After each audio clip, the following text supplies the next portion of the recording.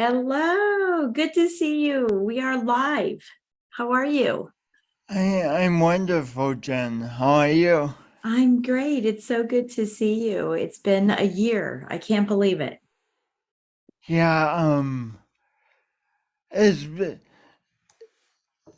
it, years go fast, and at the same time, there's so much abundance in each year, huh? Oh, yeah, no question. No question. Well, you look great. And we want to welcome everybody and let them know exactly what we're doing here. So let me get started with that. Everyone, thank you so much for joining us today. We are with Jason Freeman. We had a podcast last year. Actually, I met you even before we had the podcast. It took a while for us to get our act together. It was Mhm. it was during the pandemic. But Jason's podcast was last year, as we're recording this. It was in May, May 22nd, actually. May 22nd is when it was released of 2022. And so you want to go take a listen to that particular podcast. The purpose of what we're doing here is called Beyond the Podcast, right? Where I love getting back in touch with all of my guests over these last X amount of years that I've been doing podcasts and just catching up, finding out where are they now, what's going on now. And so it's a very short video. We don't take too much time. But yeah, go look at, actually, I was wrong. It was May 7th, 2022. It's episode 81. So go take a look at that, listen to that podcast, and then you can, get yourself caught up on what we're talking about here today. But so Jason, a little bit about Jason. What I remember, one of the things I remember most distinctly is that you are in love with country music. So hopefully you're getting back out on the road and going to concerts, as I hear a lot of people are doing. I'm not actually a fan of going to concerts, but I hear everyone's going right now. Uh, and that's an exciting thing. But tell us a little bit about yourself. I know a lot, but tell us a little bit about yourself so that especially your book. I want to talk about that as it relates to what we're experiencing in today's economy that's not the pandemic, but something else that's going on. So tell us a little bit about yourself. And thanks, Jen. I just actually went to a country concert last week, which was awesome.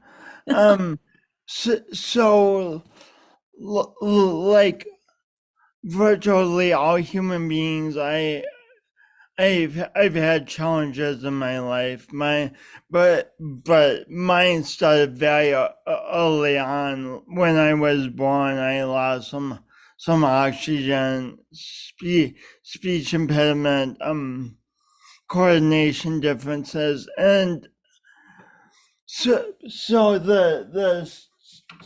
the story is not about. I mean, it mentions that, but that was the circumstance. That was the circumstance. Challenges come to us sometimes like a pandemic. The huge circumstances that seem so insurmountable and so like why us why us but Jen, we can do amazing things with challenges. We can create so much abundance out of challenges. Yeah. This voice I used to hate, that used to be my Achilles heel, that I used to think would lead me to live a very limited life. Now I use it to spread hope, to let people know that they can, to not let people know we all know this, but to remind each of us that we can turn obstacles into opportunities. Yeah, I love it. Hey, hold your book up again. Let's give everyone the name of it for those who are listening on audio. It is called Awkwardly Awesome: Embracing My Imperfect Best. And it could be any one of us writing that book, right? Mm-hmm. Because we all have something that we don't like about ourselves or that we feel that we're awkward with or we're not the best at. And and I've seen this. It was funny because when we talked last year, it was all about leadership. Leadership was the word last year. Everyone was talking about leadership. There's lots of masterminds out there. I'm in a bunch of them. I'm holding a bunch of them. It was all about leadership. And I think right now the word and I just finished writing a chapter in a book that's coming out here. So, it'll be my 22nd book that I'm involved in, 4 of my own, and the rest are all collaboratives. And I love these collaboratives because I meet so many people and I get to read their chapters. And as I was writing my chapter, I think the word for me this year has been, it's not my word. You know how we all have a word. It was my word, simplicity.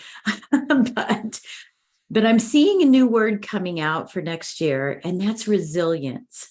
And this really falls in line with exactly what you're talking about, is this resilience. So talk to us quickly about the resilience we need as we're going through. Now the pandemic's over. We're all out and we're seeing each other and we're getting around. But man, is there a retraction of purpose and not purpose, but there's a retraction where people are pulling back financially, right? We're in a really difficult time where interest rates are really high. We have, gosh, it just came out, the largest number of applications for liquidation of 401ks, highest gas prices in the last 8 months, trillions of dollars in credit card debt. The average consumer has $1,000 a month. By the way, I don't have any car loans, has $1,000 a month in car loans. Average person, which means there are people out there that have $2,000 a month, right, in car loans. We're as an economy, we're really starting to see it struggle, and jobs are tough to get too. Even though we've got, you can go work at McDonald's, getting the other types of jobs, the professional jobs, is really tough. Talk about becoming awesome, about becoming resilient, and about what you talk about on stages to help people through this particular market that we're in now. And then I'll be quiet. I'm gonna let you talk. That was a long question. It was beautiful, though. Thank you, Jen. So first of all, what you listed, the financial, how it looks right now. We do need to pay attention to that. I try to deny my speech impediment for years, which you might think was impossible, but I really very much try to do it. So it's not about glossing over what we're seeing, but it's about saying, okay, this is what I'm seeing, and how can I create from this? Like when we were babies, what we were experiencing of life was crawling around. And that's what we were experiencing. And we learned to walk. So we're experiencing this current financial situation. And what can we learn? How can we expand? How can we draw abundance into our lives? And how can we appreciate what we have? How can we also appreciate the miracle, what is? I'm talking with you on a computer right now. That's amazing. Our ancestors, even our last generation, did not get to do that.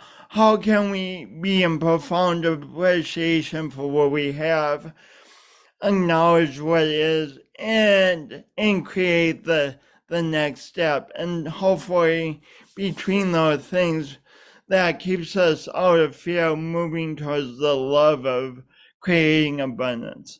Yeah. It's beautiful. I mean, it's interesting because gratitude's been something that I've, struggled with.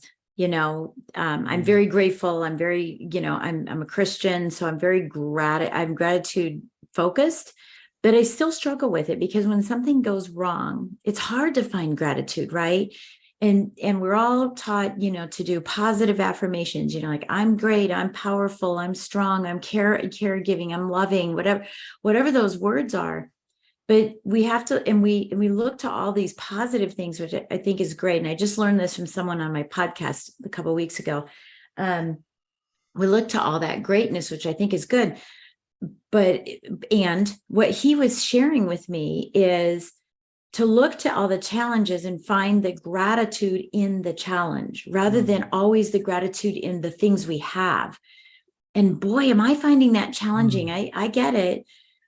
And it's a new pattern I'm trying to develop for myself, is saying, okay, what are all the things that went wrong and how can I learn from them? And how can I be grateful that, something that went wrong is a learning thing for me so that I can prevent that in the future. So how do you find gratitude with all the challenges that you have and have had, and the challenges that you see and the struggles that you see from others? How do you flip that switch and not have that avoidance? Like you were saying, it to me, it's avoidance. Like, oh, I don't want to look at the challenge. Oh, I don't want to look at it. I'm just going to stay over here on the positive. I'm only going to focus on what I have that's good, and I'm going to forget all the bad things and not learn from them and not even talk to them or look at them. Ugh. How do you do that? How do you flip that? So, Jen, I'm not a good switch flipper. And I'm not like actually a good overcomer because I work with my speech impediment. I have not overcome it, and I might not within my life. So along with affirmations and gratitude, all that is beautiful, but I also believe in consistent practices and being grateful for the practices that move us forward. Like I had, oh my gosh, Jen, I had awesome meditation this morning. It was so great, and does that solve the financial situation? No. Does it solve things with the climate? No, but I'm grateful that it set the stage for my next steps and my steps throughout the day. So often we as humans try to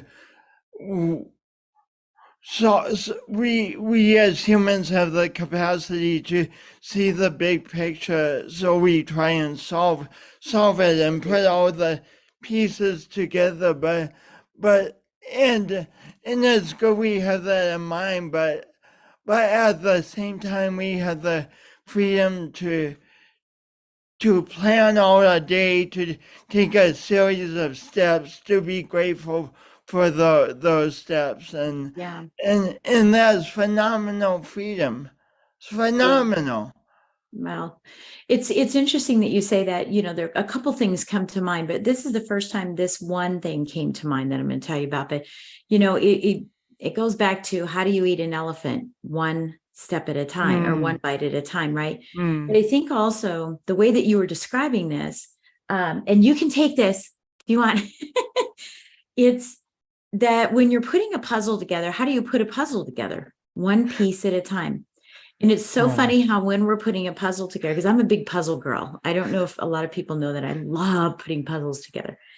And it's finding the one piece, right? That one piece, and the satisfaction and the gratitude, right? Like, oh, I found a piece, right? And then when it's all done, we're like, wow, look what I solved, one piece at a time. And I think that, and I'm thinking, of a picture, a puzzle that I just put together of a garden of flowers. And it was so challenging, right? It was so challenging because every piece looks exactly the same and they all aren't square. And it was crazy. But I love those challenges. And it's so satisfying to have that one piece solved. And what you're saying is just live in that moment. Try to find that one thing that you can be happy about, that you can say, oh, breathe, oh, it feels good. And step away sometimes, right? Step away and take a deep breath and then come back to it and have new perspective. And that's what you're saying with meditation, because that's what it does. It takes us away from the here and now and allows us to just be, thought provoking. And whether it's meditation or prayer, it helps you, Mm, right? I love mm, that you said that, and you can take mm. that. It's okay. You can take that. It's Uh, awesome. So where are you headed now, Jason? What's ahead for you as we close out our time together? What's going on? so I love the puzzle metaphor, the one piece at a time, and is so beautiful. And what I want to remember also with a metaphor is it's not like we need to solve the puzzle all by ourselves. We have massive community of people who are alive now, people in the past, even future generations will put pieces together we can't solve. So I'm back on the road. I'm eager to speak as much as many times as I can because this message simply needs to get out there. Not because it's me, Jason Freeman, presenting it, because it's a message that is needed. So I'm eager to put as many puzzle pieces together as I can, and to invite other people to when they have a piece they can put in the puzzle I'm working with to please do, and then I'm trying to put pieces in other people's puzzles, and it's an We've got a exciting whole new thing. metaphor going on there, buddy. It's so good. It's so good. It's awesome. Okay, tell us where did you most recently speak, and how do we get in touch with you if someone would love to have you speak at their event or their company or their church? Tell us where you recently spoke to give us a context of where you've been speaking, and then where can we reach you? So once recent speaking engagement I did was at a church, and what I like to do is get the youth and adults in the same room, and remind them that we all make mistakes and all have challenges and opportunities, and to and hopefully give people a common framework to talk with each other. And I speak at all the places you listed. My website is awkwardlyawesome.com. Awkwardlyawesome.com. Beautiful. I love it. So listen, if you're watching this or you're listening to this, get Jason into your world, because he is just, you exude from the inside out. And I love that about you. And that's probably because of your challenges. And that's what makes it even more beautiful and makes it more awesome. Love, love, love that. So thank you so much for joining us again. It was a pleasure to have you back. We really appreciate that. And I just wish you the best in the years to come. And I know we'll still stay in touch. We're going to stay in touch for years. Everybody who's been on my shows, I'm always making sure that we're still communicating over time. So thank you again for joining us. I really, really appreciate it, Jason. Thanks so much for having me, Jen. Thanks for all you do to create community and spread wisdom and spread hope. Thanks for being you. Thank you. All right, everyone. We'll catch you next time on